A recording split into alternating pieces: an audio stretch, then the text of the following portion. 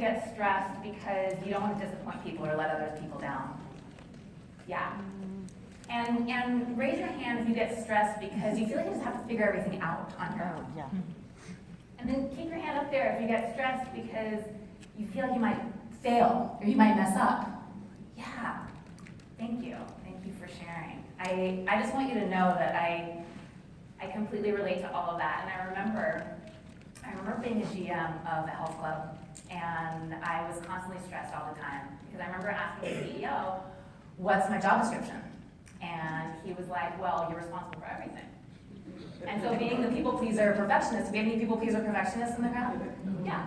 So being the people pleaser perfectionist that I was like, okay, so I was there when the gym opened at 5:30 in the morning, and I was there when it closed at 9 o'clock at night, and I was like stressing all the time, and I felt like I was letting others down because the numbers weren't there, the sales weren't there, the membership was down, so I felt like I was disappointing people all the time.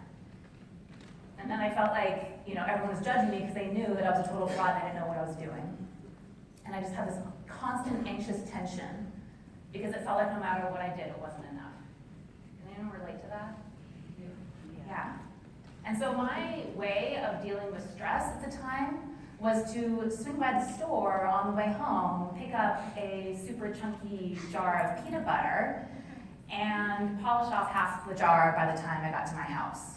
I literally had a spoon in the middle console so that I could eat that. Same. Yeah, you relate? And then I'd get home feeling all bloated and gross and fat and disgusting and yell at my boyfriend because I was pissed at him because I was pissed at me. And then I'd find a reason to go just zone out in front of the Netflix for the next couple of hours.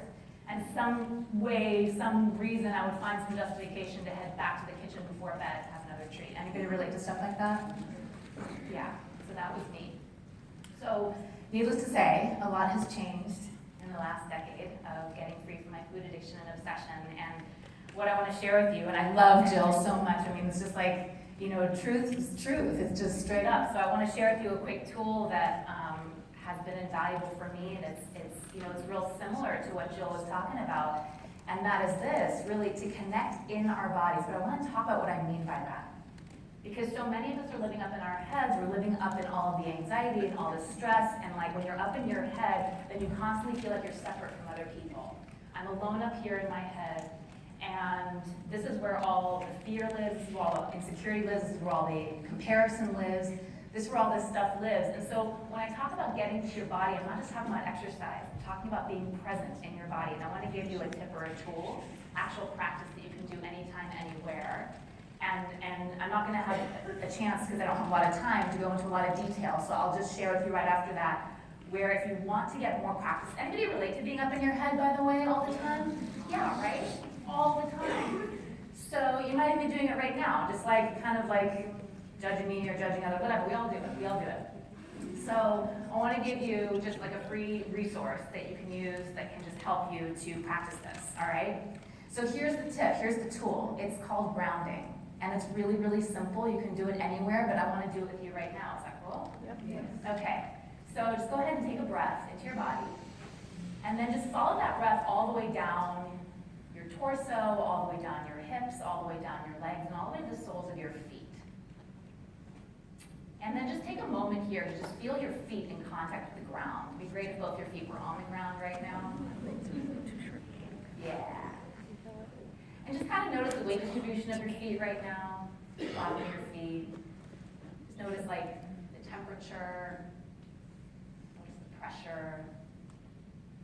Just take another inhale here. See if you can bring all your awareness to the sensations, maybe some tingling, maybe some buzzing going on at the soles of your feet. So you can keep your awareness there at the soles of your feet as you just kind of pay attention to what I'm saying here. So here's the cool thing, is that you can't be up in your head and down connected in your body at the same time. You just can't do it. And so what this does, when we're stressed, I know Court was talking about yesterday, it's like future tripping, 5 steps ahead of you. But when you just get present in your body's always present. So when you're present in your body, you're just able to be here now and focus on what's in front of you right now. And that can help so much mitigate some of this stress, right?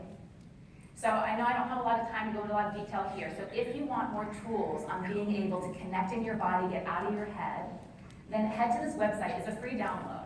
It's if you go to bepresent.today, It's just, I call it, it's an instant embodiment reset guide. It's got 5 of my insider practices to just get out of your head and get into your body, get comfortable in your skin. If that's something that you want tools on, I just want to give you a resource you can dive deeper into. Is that cool?